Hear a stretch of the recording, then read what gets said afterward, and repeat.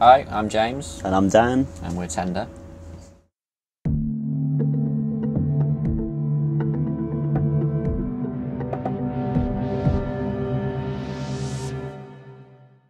My first question is, what are 3 words you would use to describe your sound to people who haven't heard your music before? Oh, sultry. That's a nice word. Dark. And sexy. It's the worst, but yeah. Sexy. Oh, sexy. So just kind of taking things back to the beginning here, what does the name Tender mean to you and how did you come up with it?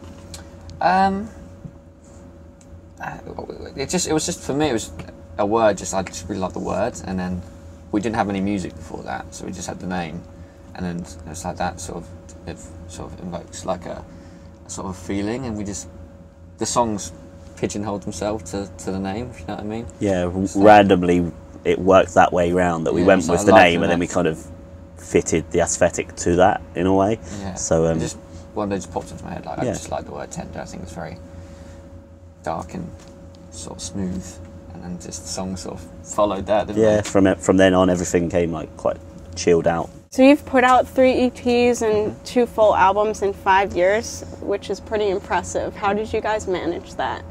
I don't know, the songs just sort of come...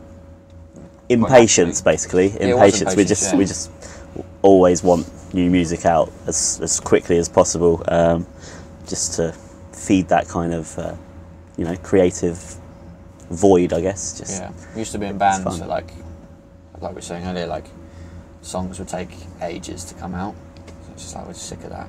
As soon as we write a song, it's like it was pretty much like wrote the song, put it online.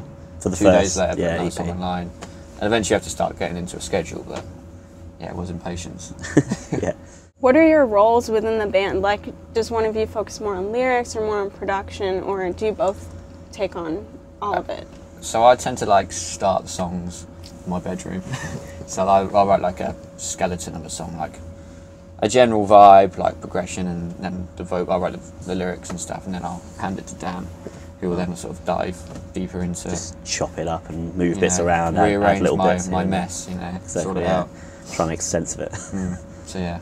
Coming from Modern Addiction, how did you approach album number 2? Was there anything that you did differently the second time around, whether sound-wise or process-wise? We worked with someone different, so that was as a producer, a different producer. Yeah, that's a big thing. But also I think we wanted to make the songs a bit more like bandy, sort of, because we play as a 4-piece, so it's like we want to make it more like... The first one was very like bedroom demos, and this one we wanted to make more... Yeah, more like studio-based, like more bandy, more like our live experience, if you will. That was a big thing we wanted to try and do. Yeah. You have some pretty creative sounds thrown in there too. Like, what would you say is the most interesting or unique sound that's on one of the tracks that maybe we wouldn't think of? I'm trying to think what. The very ethnic kind of stringed instruments that we put in. Usually samples. Really like to find weird samples from like deep holes in YouTube, dive really weirdly into strange samples, and then chop them up and just make them into instruments and things. Like the beginning of Handmade Ego, it's like a sample which is like a really peculiar string instrument. If you heard the original sample, you'd be like, what the hell is that? But when you try and make something out of it, it's quite rewarding and it can sound quite cool.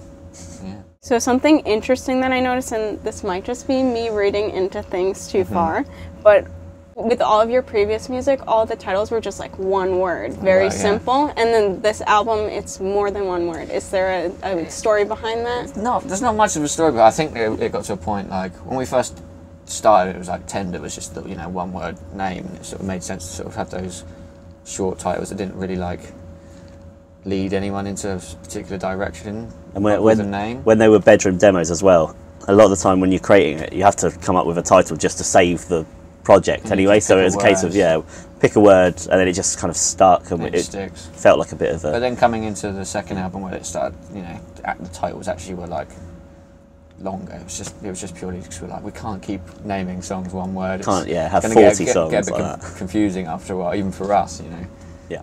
Another thing I've noticed you've kind of maintained throughout your music is a very distinct kind of layered vocal style. Like, why did you choose that kind of vocal production, and how did you develop it? That first started a long time ago because I hadn't sung before. Like, well, I had, but like I was never like a trained singer or anything. So a lot of it was just disguising, like, imperfections. So the more you layer it, the less you can hear that sort of thing. So over the years, it's just like always do like doubles and like layer it as much as you can. And, but I think it gives a softer tone, though. I think does, like and then it does. Smooth. And then we obviously like the way it sounds as well. So it was very deliberate, but that's how it started. And then it became more of an actual sound, and it's like we're going to keep doing this. And then it was like I got better, I guess, at singing a little bit, but if I ever sing just like one track, it just doesn't sound right. It doesn't feel like tender music. So there are a few bits on the newer album which are a bit more isolated like that, just to give it a bit more dynamic. But overall, that is the signature vocal, isn't it? Yeah, and another sort of trademark that I noticed is like using spoken recordings on tracks. What initially inspired you to do that? I don't know, just another thing, like finding strange samples and like really cool, like just like sentences or like speeches and things. Like another, like diving into YouTube holes and coming across things and being like, yeah, that's cool. And sometimes you pick out a few words from what they're saying, and that can start a song, or like start some lyrics. Sometimes it's just sort of it influences you to sort of write something. Yeah. It's just interesting. Yeah, I've heard people do it before, and I just really like the way it sounds, like having samples and just things like speeches and things just work. One of the places where I noticed that on the new album is on Fear of Falling Asleep. Is there a specific reason why you used that recording? That was actually like, I was just typing, like I wanted a sample at the beginning, and I found just this kid talking about, it was like he had like a little blog or something. He was like a 9-year-old kid or something, just talking about like not being able to go to sleep and stuff. I thought it was like, it kind of gets the gist of the song, and it was like a 3-minute video, and I found him the phrase he says at the like quite late in the video. Found it, I was like, that's perfect. I just want to put that at the beginning of the song. But it's so old now, isn't it? He's probably like you were saying, he's probably an adult. Like he's probably like our age now. It's a really old video. He's probably an adult now. He might come across it and be like, what the hell, that's me, like as a kid. But you should know that he's starring in your song. Yeah, well, he's had like 96 views, so it's like it was pretty hard to find, even if we wanted to give him royalties. But if he's out there, we're sorry. I love how dark and moody your music is. Thanks. But I'm curious, do you think that there will ever be happy or tender music? Maybe. We'll try some major things, but I don't know. A glimmer of hope maybe at the end of an album. Maybe, not very happy people, are we? No, we are. It's just, I don't know, I find it so much easier to write sad songs, so much easier to write darker songs. You can easily go just too far over the line and be cheesy, so we kind of just, rather than worry about taking that risk, we'll just keep it dark. Minor, keep it all minor. What do you think the happiest song on the new album is? Happiest song? Pretty dark. I was about to say Bottled Up, but no, that's all about just keeping dark. your emotions in. I'm trying to think of the songs on the album. I'm really going. Where's that glimmer of hope? No Devotion. Can't Check My Faces. No, that's no, sad as well. That's the saddest one. It's okay. Bottom line is they're all sad. Yeah, they are. Is there a song that immediately like takes you back to a certain place or state of mind when you wrote it? Nadir has always been one, which is on the first record, which is written like after a relationship, so that's a very clear milestone for me. But that one's always been very personal, so that's the sort of the most, the milestone one for me. But obviously not for you, but similar, because I lived with you both at the same time, so it makes sense for me. Yeah. One lyric I noticed that sort of repeats on 3 of the songs is about having your hand in the sand. What is it about that imagery that made you feel like it belonged in all 3 of those songs? There are Handmade Ego. Handmade Ego, No Devotion, and Fearful and Asleep, right? There was like a theme at first, but then it just, I was like, I can't keep saying this lyric. It was just about, obviously ignoring your problems, and it was, that fit the theme for the whole record. But Honestly, after a while, it was just like, it just happened to be in 3 songs, and there was like, it wasn't gonna be a theme. It's yeah, it just fit those songs really well. We could have changed it, but could have changed it. Something else would have been right. It crossed my mind, like, is this too much? Like saying this line over and over again. But I just kept it. It just worked too well. So you said before you wrote these songs, you never really knew if anyone else struggled with the same thoughts and fears. So was that kind of cathartic for you to get out there, and were you able to sleep better once fear of falling asleep was out in the world? No, nothing's changed. It's definitely it was like a nice relief to sort of talk about that sort of thing, and like hear other people talk, like, you know, mention it and talk about it. Yeah, it's not changed anything. It's still exactly the same. Feel exactly the same. Night owls. Oh, well, next album then. Maybe, yeah. Maybe it'll cure me. Yeah. Next album is all about meditation, just being able to sleep. So you guys have been touring a lot recently, and at least within the past year or whatever. What's the most memorable experience you've had so far?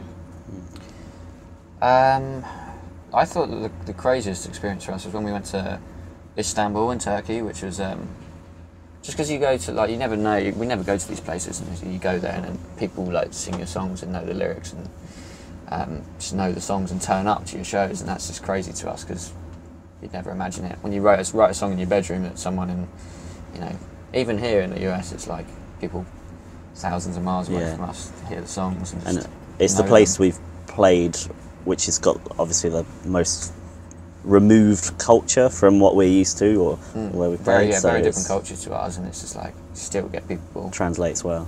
Yeah, knowing the lyrics and just loving the songs. Although they all think that Nadir is a Turkish name, and it's a Turkish word, isn't it, for like hope or something, isn't it? No, it's like the. Oh yeah, that's what they think. They think we actually chose it for that, and it's not. What's one thing you can share about each other that you think no one else would probably know? Ooh. That's really hard. I don't even know the guy. Barely know you. Jimmy is unstoppable on Mario Kart. I'm good at Mario Kart. We play it quite a lot in the RV, in the van when we're on tour, and just no one else can beat him. And if they get close, he just gets really annoyed. Like he's got the shortest fuse you can imagine. He doesn't like getting a strop about it all day or anything, but yeah, I have got a short fuse. Do you have like a special character you play as? Yoshi. Toad. Yoshi or Toad. Yeah, they're my characters. God, I can't believe I'm talking about this. I'm a mega nerd. I don't know much. I can't. What have you got that's like that? It's for you. Dan's far too normal. He hasn't got. Well, too normal. What have you got? You're really good at football. I'm not going to give you hints. But I'll take that. He studied comedy at university. There we go. He studied comedy and script writing at university. That's why he's so funny on Twitter. It's all studied. It's all premeditated. So, to wrap it up, what can we expect to hear next from you guys? More music, I guess. We're writing still. Obviously, keep writing. We're always going to be writing. It's hard to say yet. We're just going to finish this tour and then get cracking on something else. We're not sure if it's going to be an album or an EP yet, but we're definitely working on new songs. We've got a few in the pipeline, ready to go. Yeah. All right, well, I'm excited to hear it, and thank you so much. Thank you. No problem.